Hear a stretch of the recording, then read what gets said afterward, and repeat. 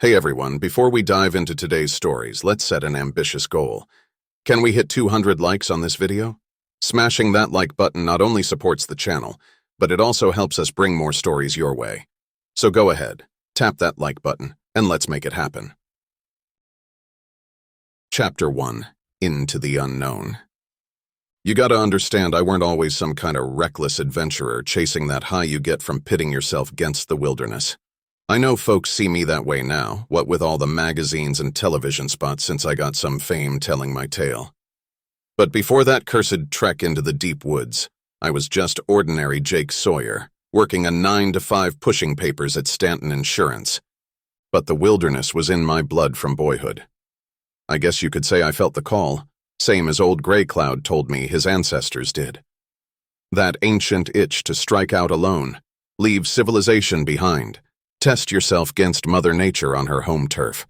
The woods were my siren, and the monotonous gray drudgery of my city life the rocks they threatened to dash me upon. Maybe half the trouble that found me out there was my own stubborn fault, for forcing a showdown between worlds. When I scored 2 weeks vacation time at the agency, clearing some dead wood off the ledgers faster than old Higgins expected, that siren's call in my ears became a roar I could no longer ignore. I emptied out every backpacking supply shop in town, told myself it was just a hobby, a way to burn off work stress. But even then, I think a darker part of me knew what I planned. Knew I wouldn't be satisfied traipsing up and down some tame trails other tourists left beaten down for me. Now I wanted it raw, wild. Just me versus the ancient predators that prowl places not meant for man. And we all know how that turned out. But still, I at least prepared as well as any greenhorn could. I read every book on wilderness survival, edible plants, and orienteering. Saved up a mighty chunk of change for professional gear to survive weeks off-grid. Made myself strong and lean, ready for the ultimate endurance test. And by God, if the day I loaded up my new 26-liter rucksack and hit the trail didn't feel like I had the whole untamed earth laid out before me. Now don't go thinking I was outright suicidal, just itching to disappear.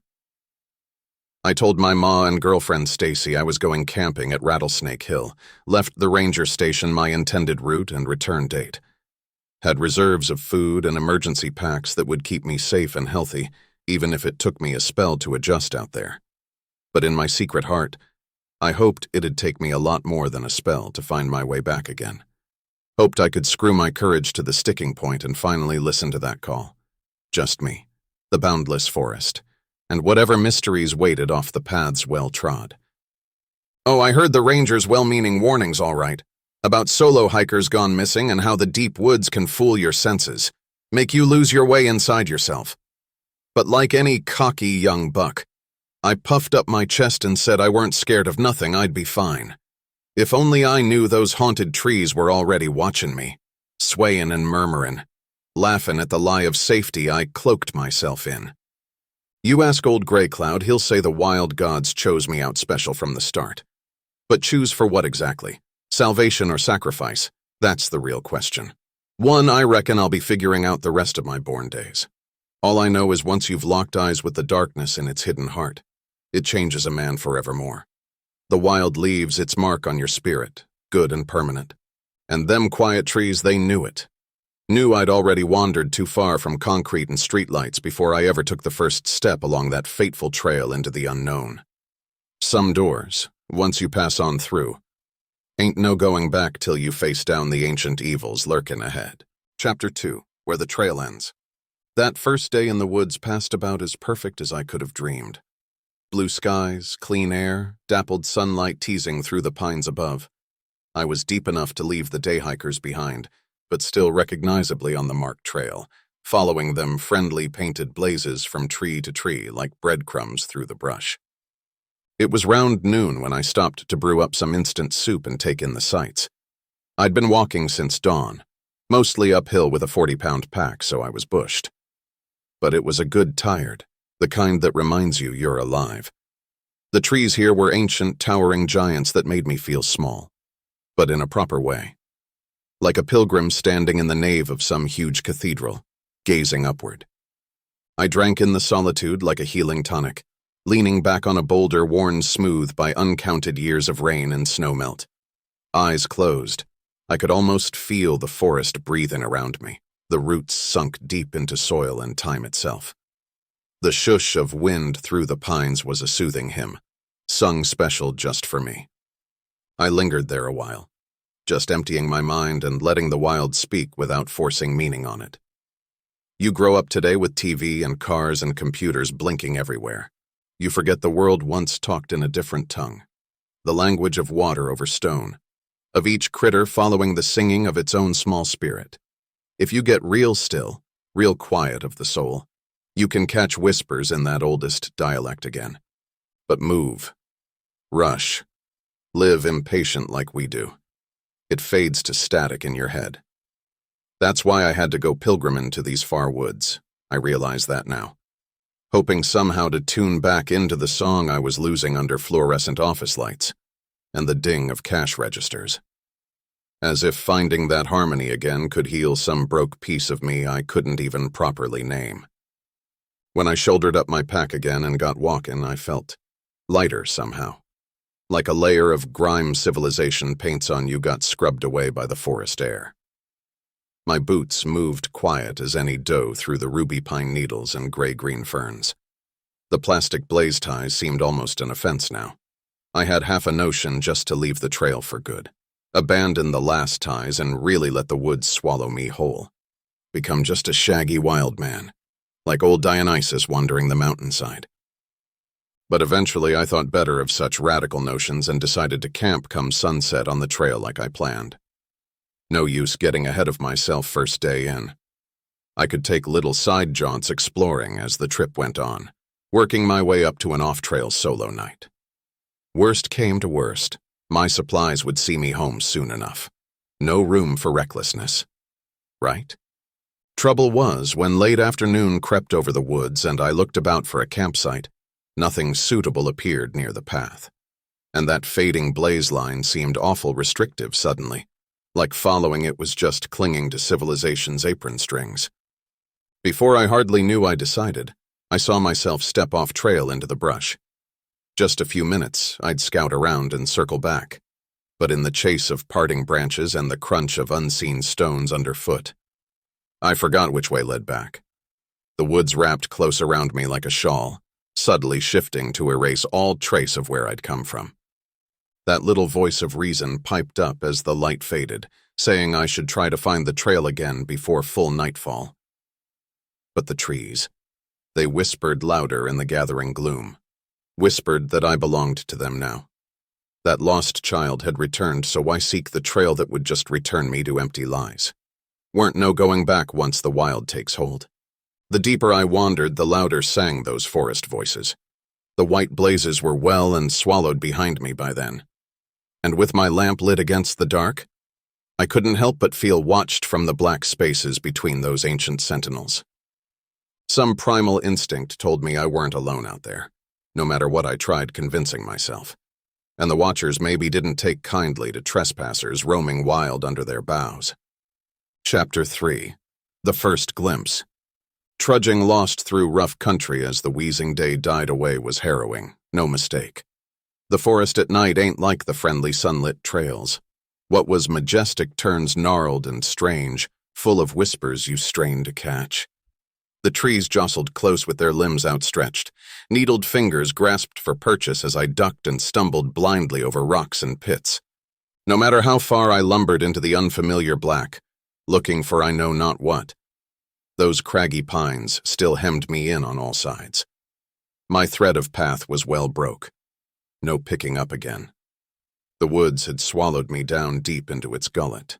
I could feel the digestive acids starting to churn already, breaking me down nice and slow. When exhaustion forced a rest, I lit a little fire with hands shaking near as bad as the time Stacy walked out for good. Not much, just enough to keep the eyes of the wild at bay. I tried comforting myself it would be a fine adventure come daylight, but the night sounds were queer, with odd shrieks and a raven's croaking laughter echoing weirdly close, like they had jokes at my expense waiting up their feathered sleeve. I kept my hunting knife close, whittling away at a stick to calm my jumping nerves. The repetition let my frazzled thoughts settle some. It was just one night lost off path, I reminded myself. All would be set right when the sun ascended, as it were ordained to do. I had to keep faith despite this test sent to try me. Keep my wits. So when clarity returned, I'd be poised to seize it. As the wee hours crept near, weariness beat my anxiety back enough for fitful rest. But it was a porous sleep, rife with wrestles as the fire guttered down. Some primal sentinel in my brain kept one eye half-cocked for trouble coming from the night's fertile womb. It was slanted rays spearing through the black pines that woke me. But this was no dawn's first light. A direct beam landed hot on my face that had me bolt upright, casting around for the source. That's when the dreadful truth struck me full on. These rays came from no sun. They snaked between the mossy trunks, silent and purposeful, bobbing like will-o-wisps. But they did not flit and flutter. They moved in an odd way, like they were prodding at the shivering man-thing on the forest floor below. I froze like a startled squirrel under that alien glare. 5 ghastly pale lights hung suspended, maybe 20 yards out at odd angles through the trees. They seemed to watch me, cautious but intensely curious, analyzing their prize foundling. My tongue turned wooden in my mouth. These were no swamp gases or distant headlights. They were something uncanny, deep beyond my experience. The zephyrs folded back as they drifted nearer, pressed down by a presence that had the fine hairs on my neck bolt upright. Every animal instinct screamed to run, to flee this unnatural sight. But I could not stir an inch. Even to breathe felt dangerous, like my lungs were on loan and liable to be recalled. So I crouched statue still, pulse jackhammering. The wisps hovered closer, intent seeming almost friendly. I felt my muscles loosening despite myself at their warm glow. A reflexive smile tugged my lips, wanting to trust, wanting to believe whatever strange creatures they were meant no harm.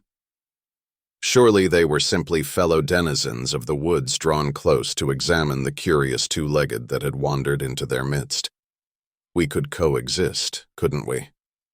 Closer they drifted, their mesmerizing shine growing till it was near blending in the gloom. I raised a weak hand to shield my dazzled ease. Closer, closer still, near enough to touch. If only I could just reach out, make contact with whatever strange new life. But just before they embraced me, the lights vanished quick as a candle blown out. My vision throbbed purple and red with the afterglow as I gaped into sudden darkness. Only the soft creak of pines filled the void where unearthly radiance had pierced the night just moments before. Had I dreamt it all? I dared not believe it, even as morning birds erupted in mating calls heralding the dawn. Tried chalking the encounter up as a delusion bred by darkness and stress. But one bleak fact broke through my feeble denial. Out there in the wilds, I was no longer the solitary hunter. No, some forest entity was now hunting me. Chapter 4. Ancient Legends. Morning crept over the woods grudgingly, like it weren't keen to force those unearthly lights back to their slumber. Gray mist steamed up from the mossy earth, swallowing my little camp and leaving me marooned alone on an island peeking up from a roiling gloomy sea. Anything could hide in a pea soup fog like that. Anything at all. But daylight is daylight, and eventually the sun burned through to rout the mist in smoky tatters. I shook the cobwebs and heebie-jeebies out my head best I could and took stock of my situation. No food left save some crushed granola bars, and my canteen was bone dry. The situation was rapidly deteriorating from an adventure to an ordeal. Still, I stumbled onward, aiming to put distance between myself and whatever unnatural doings occurred under the deceptive stars. The woods remained unnervingly silent as I blundered through brambles that tore at my clothes and scored my skin red. Not one bird cried out nor rodent skittered. There was only me, my drumming heart, and the muted thump of my boots over soft earth. Until a new sound arose ahead. Voices. I loped desperate toward that blessed human chatter like a castaway spotting a distant sail. Bursting into a little clearing, I spied two ramshackle buildings, the first signs of civilization since I departed the trailhead. Hope leapt up in me as I staggered into the dusty hamlet like a half-drowned sailor dragged from the surf. The voices cut off sharply at my loud arrival. An ancient pickup squeaked in protest as the doors were flung open. Two figures stepped out, eyeing me warily. The elder gent kept his gnarled hand rested casual-like on a shotgun propped against the truck's grill. Wouldn't blame him for being cautious about wild-eyed strangers lurching out of nowhere. I raised my palms slowly to show I meant no ill intent. "Pardon the intrusion," I rasped. My throat was parched as month-old jerky. But I seemed to have gotten myself, well, a mite lost in the woods nearby. If you could just point me toward the nearest trail or ranger station, I'd be much obliged. The old man peered at me a spell, bushy eyebrows drawn together. Then he broke into a gap-toothed smile that crinkled his leathery skin good-naturedly. "Reckon you did get yourself turned round out here," he chuckled. "Ain't no marked trails for 50 miles or more in any direction. You're about deep as it gets." He strode forward and clapped me hard on the shoulder. "Come on then, have some stew. Name's Gray Cloud, and this here's my grandson Tanner. We don't get many visitors to these parts." Over hearty squirrel stew by the fire, Gray Cloud explained they were descendants of the Nimiipu, but he preferred living solitary off the land to any modern reservation. The first peoples had dwelt in harmony with these woods for centuries untold. But even Gray Cloud's people feared the strange lights that plagued this region sometimes. "Will-o-wisps, we call them," he said, face turning solemn as the fire cast deep shadows from the crags of his face. "Malevolent spirits, or so legend says. They lead folks astray, make 'em wander the woods lost till they die of starvation or madness." I swallowed hard.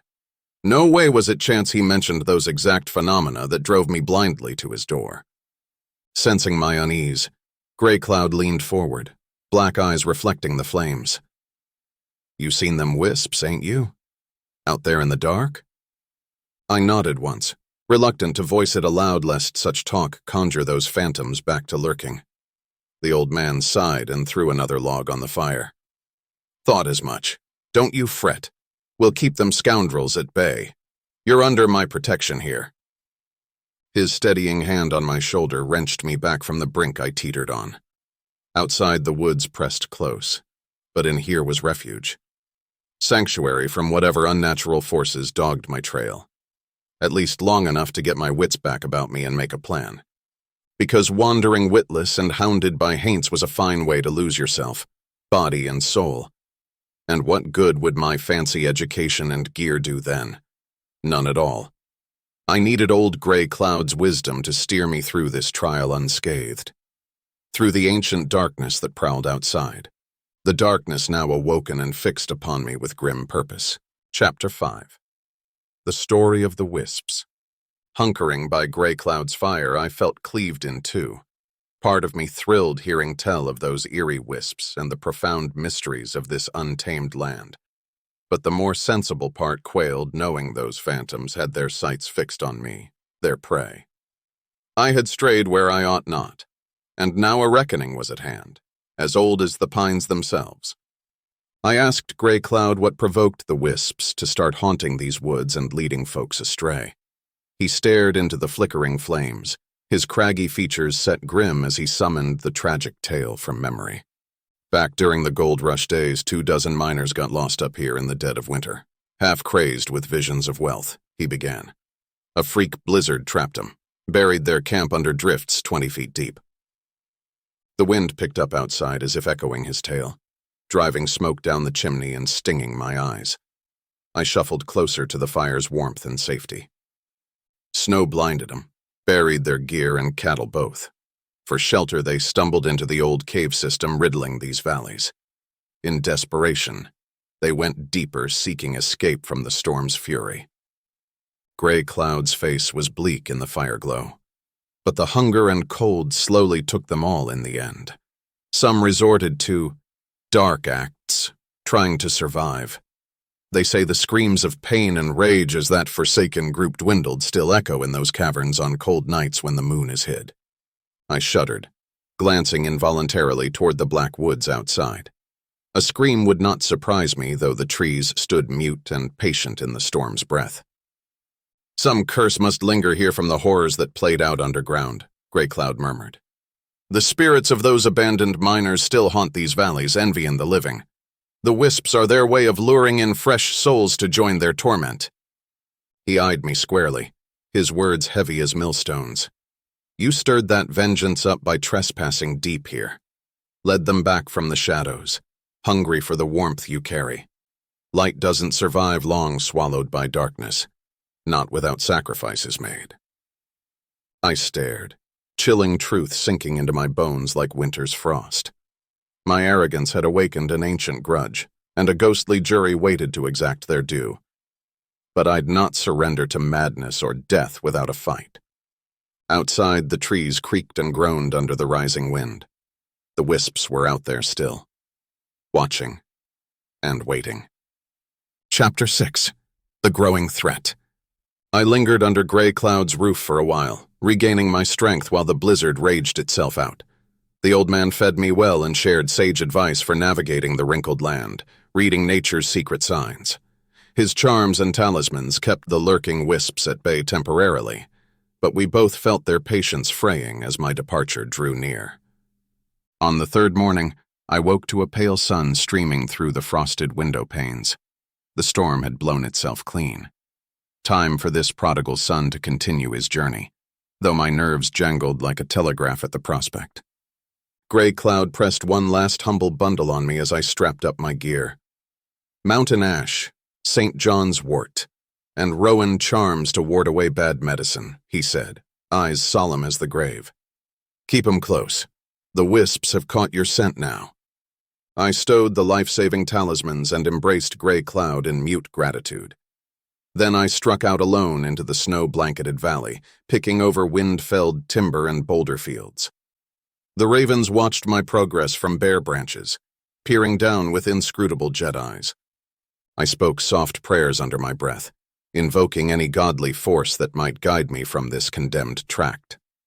But as dusk spread its fan, dread pooled in my gut.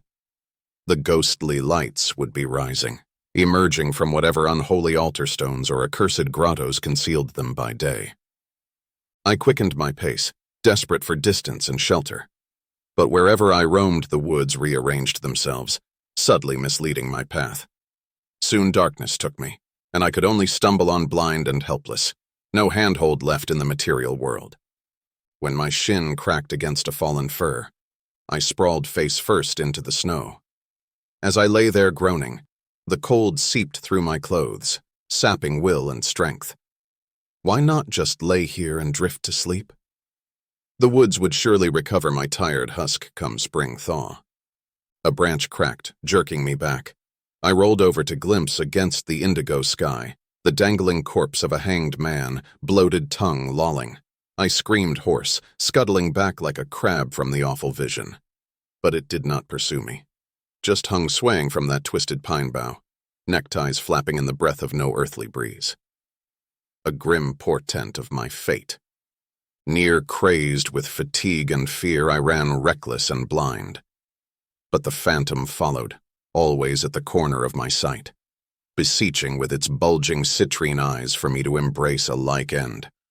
To give myself unto the forest that called my name in Grey Cloud's voice now, coaxing me into the dark.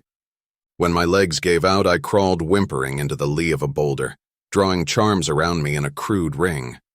And none too soon, the telltale glow of wisps arose, wicked as foxfire. They swirled at the edge of the warding circle, searching for a crack to exploit. Their probe promised madness if they breached my frail defenses, but the charms held, thanks to Grey Cloud's medicine. At dawn, the wisps retreated once more to their shadowed haunts with a sound like chattering teeth, frustrated for now. Yet they would return with the dark, and my strength was flagging. This nightly ordeal could only end one way unless I found deliverance back to the world beyond these accursed reaches. Each rising of the pale watchers saw my hope further diminished. It was surely only a matter of time before they pulled me under into the deep places where the lost ones dwell. Chapter 7. A Glimpse of Evil. I scrabbled desperately over that wrinkled land. No longer caring, I tore clothes and hides scraping against granite and pine until blood ran. Anything to keep moving away from the haunted vales where wisps danced nightly. But the woods only drove me in widening circles. The sun spinning mad above the trees, marking no progress. That shriveling rind of sanity remaining knew I could not evade the wisps hounding forever. Each night they circled closer around my fireless camps, the chanting force of their combined malign will battering my thoughts. Soon they would breach my waning defenses to scry the secrets of my mind, unmake me from within. So when the gloaming deepened on the 5th night, if my fraying sense of time held true, I determined to make my stand, salvage some last shreds of defiance. I strode to the center of a moon-dappled glade and stood awaiting the encounter that would decide my fate, for ill or worse. The usual chorus of whispers and half-heard cries arising from the rotten hollows foretold the wisp's arrival. Queer mist seeped from bowls and burrows as the air turned deathly still, so no leaf shivered. The hateful things approached reveling in my throbbing dread. But as their unholy glow limned the glade, a new sound shuddered the silence. A stone's throw-off drifted something squelching through moldering mulch and muck. Though near blind with terror as the noises circled behind me, I forced my rigid neck to turn and confront this fresh horror. The breath stilled bitter in my lungs. Shambling on all fours from the bracken stood a thing not natural nor hale. It was gaunt and hunched with skin pale as maggot meat, white hair hanging in greasy ropes. But its eyes burned feverish and cunning above a mouth wet with drool. The repulsive creature's limbs moved in ways no joints should allow, clicking and twitching like a tarantula. It paused to inspect me with unabashed hunger, tongue lashing out obscene over misshapen teeth. Revulsion choked me at its rank stench, the grave's cold breath. The wisps chittering rose in fury at the monster's presence. Their wrathful shine flashed and flared erratically, but they kept their distance, seeming to loathe to approach nearer. Sizing this new opponent up with cowardice or respect, those cunning feral eyes latched onto mine, and a croaking, unused voice rasped hollow from its desiccated maw. Pretty tender morsel, lost and far from home. It grinned wetly, ropes of saliva stretching between yellowed fangs. Old Snickersnack will gnaw your bones clean. I backpedaled in mindless horror from the unhinged promises, as the fiend stalk crawled steadily closer on its elongated arms. The wisp's keening wails felt distant, overpowered by the blood-rushing panic in my ears. I turned to flee that foul brute and its vile blandishments, but my boots slid out from under me in the damp leaves, sending me crashing earthward. I glimpsed the monster looming above before all went black, its talons grasping down as consciousness fled. But just before oblivion claimed me, it seemed childlike. Piping laughter echoed from afar at my sorry plight. Chapter 8. The Cave Discovery. Consciousness returned reluctantly to my pounding skull, bringing memory of that awful misshapen beast and its greedy hands grasping for my prone form. I jolted alert and flailed upright, certain to find those jagged talons sunken into my soft limbs. But no creature crouched waiting nearby. Only still and silent pines standing sentinel around the tiny hollow where I lay. The memory of that gaunt horror felt like a hag's curse, so vivid and choking, yet evaporated like dawn mist under the revealing sun. I rubbed at the knot on my temple and tried taking stock. My compass and provisions were still intact in my pack, by some small mercy. And judging by the sun between swaying boughs, I had not been senseless more than a few hours. Yet unease lingered. Was that ghoul merely a wisp-bred vision? Or did it yet lurk in a wooded gloom nearby, awaiting my unguarded throat? I shuddered at the thought and shouldered my pack, resolved to put distance between myself and the creature's woodland haunts. But I chose my path poorly, for my boots soon met only empty air where solid ground should be. I tumbled graceless down a hidden sinkhole with a ragged cry. Cursing my clumsiness, I assessed for injuries once the world stopped spinning. I had fallen into some cave or mine shaft, the rough rock walls disappearing into darkness on all sides. But all seemed sound enough, by miracle of fortune. With tender care I stood, bracing for any broken bones or gushing blood. When none manifested, I exhaled in relief. Only ubiquitous bruises then. Another narrow escape. Escape. The word echoed, taunting in my addled thoughts. Had I escaped the lurking fiend above, only to leap into some fresh pitfall? The stifling gloom hinted this hole delved deep into the wooded hills, a perfect lair for subterranean denizens. I did not wish to meet whatever lived in these sunless depths. I scoured the rock walls for handholds to climb my way back above ground. But the sinkhole yawned twice the height of any man. My escape as marooned as ever. I'd have to follow the tunnel leading away, pray it connected to the surface further on. The darkness was absolute, forcing me to creep one hesitant step at a time. But gradually, a faint glow arose ahead. I hurried forward, desperate for light, only to pull up short in renewed awe and dread. The tunnel opened into a vast cavern, faintly illuminated by clusters of enormous glowing mushrooms. Their bioluminescent stems and caps provided an eerie green glow by which to view the disturbing contents. Scattered across the space were ratty bedrolls, picks, and other rusted tools. And most unsettling of all, primitive paintings spread over every rock surface. Crude depictions of stick-like hunters chasing animals covered the walls. I peered closer at one cluster of artwork and recoiled. The animals the tiny hunters pursued had too many limbs. Some paintings clearly showed people being dragged underground by the spider-limbed monstrosities. A cave-in of rubble partially blocked the far end of the cavern, cutting off any easy exit. But as I crunched hesitantly over the gritty floor, seeking another way out, the remnants told their grim tale. A collapsed tunnel, tools meant for excavating. This had been a mining camp for the poor souls Gray Cloud spoke of, trapped by snow in these lightless caverns so long ago. In desperation, they had dug deeper, either unaware or uncaring that they dug towards some unhallowed domain. In the end, they unearthed far more than mere gold or gemstones. I knew then the sinkhole was no mishap, but the work of a guiding will. Something lurked down here still, something that remembered the miner's trespass. And it was showing me these grim artifacts as a warning. This was a place of the dead. Any who intruded would join their number, a feast for the endless dark. I stumbled away from the horrific wall etchings, mind recoiling. But there was nowhere to flee, no sanctuary from the secrets this buried place held. Limits had been breached, powers unleashed from below eons ago. Powers that yet lingered, reaching up through the earth's cracks for unwary prey. Their hour approached, and their lamb wandered straight to slaughter. Chapter 9. Stalked underground. I scrambled reckless through those tunnels with their ominous past.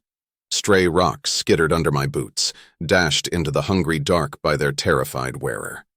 Anything to outrun the gruesome fates etched upon the cavern walls in childlike pigments.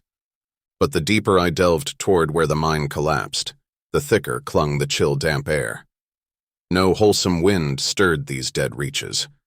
There was only the soft, steady plink of water, and the hushed weight of tons of stone ever poised to collapse if their strange foundations shifted. When the tunnels branched, I followed the path of disturbed debris, drag marks, scattered tools, even shards of bone glinting accusingly. These scant breadcrumbs led on through the labyrinth, toward the grisly revelations waiting at its heart. The ghostly miners long dead kept pace with my flight. I glimpsed their gaunt shadows capering in my periphery, just outside the view of my lantern's jittering beam. Their whispers echoed distorted down side passages, always at my heel. A wordless susurration of madness and agony that eroded all thought of daylight. Was there ever truly a world above, where birds sang and rivers ran clean? Or had I only dreamt such fantasies before awakening to stone and endless night? I forged on deliriously through the mental assault, no longer heeding the paths I took. but the ghosts kept hurting me, driving their lost lamb onward. I was too scared to understand that I was moving steadily downward, the tunnels angling ever deeper toward some waiting doom. Until the malefic chanting ceased abruptly, the phantom's urging gone. My lantern dimmed to a sickly glow, revealing a final cavern, more vast than any prior. I stood transfixed, like a fly caught hopeless in some sadistic spider's web. For across the space, lit by spectral foxfire blooms, hulked the twisted form of the creature I had glimpsed above. It crouched regarding me, limbs splayed grotesque. A lifeless pallor hung about it, as of something deprived of the sun's blessed touch so long it forgot its nourishing kiss. When the thing shuffled closer, disturbing no dust, dread clutched me that its feet no longer walked terrestrial ground. Snicker-snack hungry, it rasped, ropey tongue lashing over cracked lips, leaving a viscous sheen. Tender quicklings who wriggle and run, nibbling away. It gnashed its elongated teeth, expelling a charnel stench. But rather than lunge and feed, it drew back, sizing me up with cunning. A spine-tingling giggle escaped its maw. Old Snicker-snack not greedy, it crooned, reaching with a gnarled appendage. We share meat and secrets, yes. You show me yours and I show you mine. It cackled again at some obscene joke only it understood. Revulsion clenched my gut, but looking upon that dreadful parody of nature, I knew only a kernel of humanity yet clung to this debased monster. In its sunken eyes I glimpsed the man it had been, before cruel fates and desperation transformed him to abhorrent shapes in the dark. You were one of the lost miners, I ventured, voice quavering. But you survived down here somehow. You don't have to lure people to their death anymore. I can help you find redemption. A yawning silence met my entreaty. For a moment I feared I had provoked its savage side. But then it spoke with unexpected gentleness. No help for old Snicker-snack, it sighed. Just sleep, lovely sleep. You will join me there. It lunged with viper speed before I could scream. Icy tendrils plunged into the soft tissues of my exposed neck before withdrawing again. The chill of creeping death spread down my limbs, paralyzing muscles and seizing breath. I collapsed limp beneath the creature's blank-eyed regard as ravenous shadows gathered at the edges of my stolen sight. As the last stubborn sparks of consciousness guttered out, it crouched over me, appraising my slack face with detached interest. Darkness took me under to the sound of childlike lips smacking greedily in anticipation of the coming feast. Down into the deep tomb womb of the earth to join the remnants of the doomed expedition that stumbled here so long ago. There would be no waking now. Only the quenching silence, and the mole-soft dirge of burrowing things in the benighted tunnels deep below. Chapter 10. The Creature Revealed. That final glimpse of the pale ghoul leaning hungrily over my paralyzed body flickered brief as a candle before the endless night rushed over me. But instead of oblivion, a jumble of frenzied images and sounds catapulted through my senses. I witnessed the poor snowbound souls from Grandpa Cloud's tail stumbling through white-out gusts into the cave's deceiving shelter. Later I saw them huddled round their dimming fire in the mine shaft, faces turning savage from hunger. I heard their dejected whispers in the dark give way to rabid snarls as they turned on each other in confinement. Gunshots rang out, frantic footsteps scrambled in the blackness, pursued by inhuman howls of the dying, until only the creature was left to prowl those abandoned tunnels. But the grim history lesson faded as a far gentler scene arose. A modest cabin in the woods at dusk. A mother called 2 grubby boys inside for supper, her voice warm with love. The younger child's muddy face beamed up in simply joy that cut through the surrounding gloom. The vision shifted, and I now peered from behind that same boy's eyes as he embraced his crying sibling in the mine tunnel. His hand gripped tight around a bloody hunting knife. Their faces were hollow-cheeked, their eyes full of animal fear. But the brother clung fiercely to that last flicker of humanity, love enduring despite the lengthening shadows. I awoke with a gasp in the creature's gloomy chamber. Tears wet my cheeks from the tragic glimpse into its lost innocence. But I could not linger on sorrow. The thing crouched mere feet away, observing me curiously. It had not expected its prey to stir again, yet no fury marred its sunken features. Gathering my courage, I spoke with quiet empathy. "You were just a child when you entered these mines with your family, weren't you? I know you've suffered unimaginable pain. But there are still glimmers of light even in the deepest pits." The creature flinched at my words, spindly limbs contracting in distress. Then it loosed a desolate moan like the caverns themselves were cracking. No more light, only hunger. It gnaws and gnaws, never leaving Snickersnack be. Pity welled in me for the ageless trauma this lost soul had endured in the fruitless quest to appease that insatiable yearning. But I knew any scrap of light, once found, could sustain a spirit even through the blackest night. "There is a way back from the dark paths you've trod," I maintained, "if we seek redemption together." The creature gazed at me, and for the first time its eyes held a glimmer of hope instead of crazed despair. It nodded, then slumped wearily as if the exchange had sapped its energy. "Help old Snickersnack end the hunger," it rasped, before scuttling into a shadowed crevice. I sat stunned, scarcely believing the mercy I had been shown spared me from becoming this tormented being's next subterranean feast. But the more sobering revelation was that even in the face of ravenous madness, some innate goodness may yet abide in a soul, needing only the light of compassion to coax it forth. Escaping from the caverns could wait. My priorities now were bringing that crucial light down into this sunless void, and helping the creature reclaim its lost humanity before the last flickers faded to cold and endless dark. Our path would be fraught with setbacks and success not assured. But I knew my fate was intertwined now with the tormented miner's child who had lingered here so long beyond hope. If redemption proved impossible, then we would walk at least a short while together in the struggle toward grace. Sometimes the light requires us to abandon all thoughts of escape, and simply remain present with suffering in its darkest abodes. For even the faintest glimmer can reveal the subtle winding back toward dawn. If one keeps faith through the long night. Chapter 11. A Necessary Sacrifice.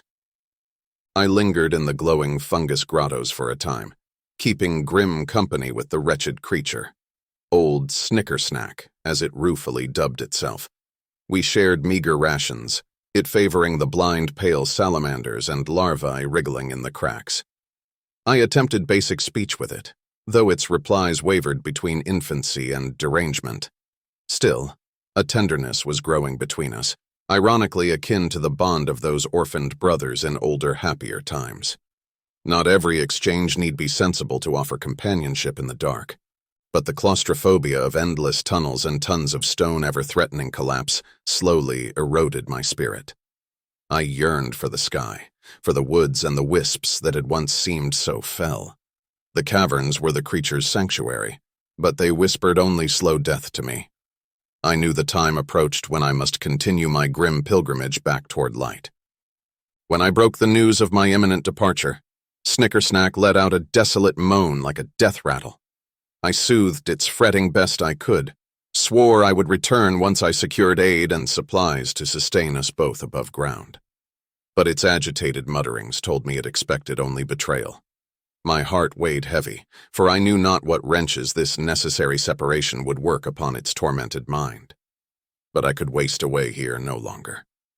On the icy morning of my exodus, I presented a humble parting gift to the hunched rag-clad form who watched my preparations with rheumy eyes. A charcoal rendering of two boys fishing a sun-dappled stream, faces aglow with youth. A precious memory once buried under decades of unlight. Snickersnack cradled it gently in his warped claws, great tears splashing the page. Looking upon that shining young face from its own warped visage seemed to stir some ghost of better nature. It nodded once in solemn understanding.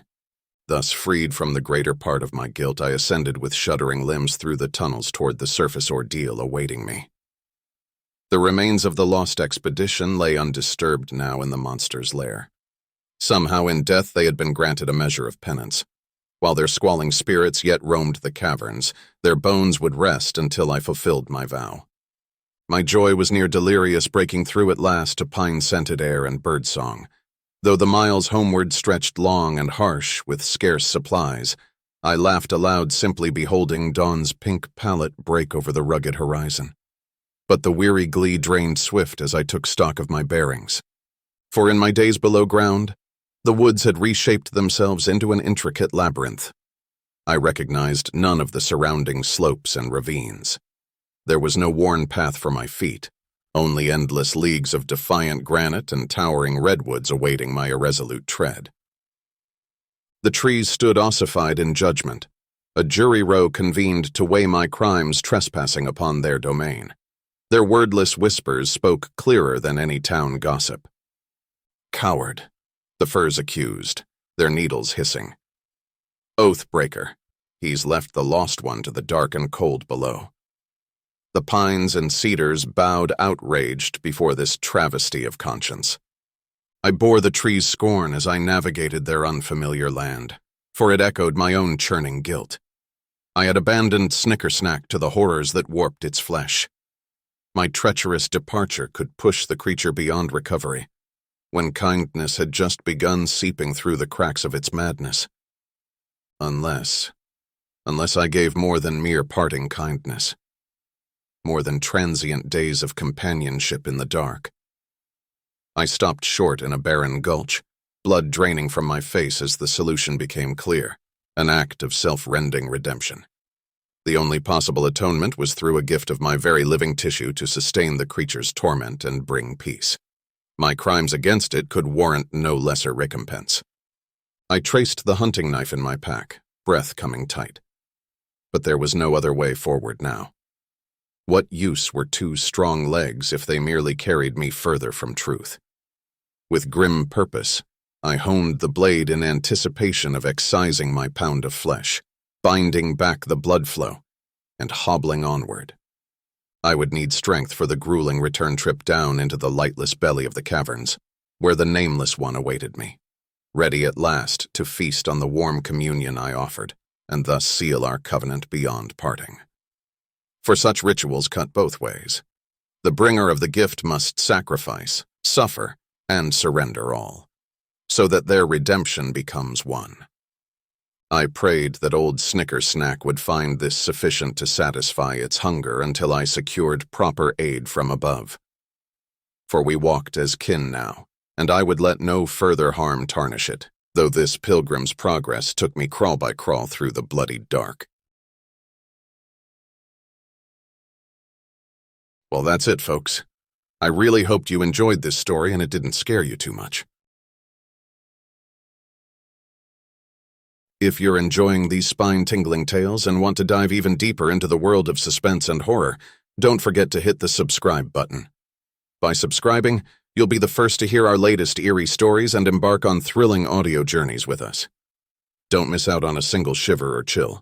Subscribe now and become part of our ever-growing community of horror enthusiasts.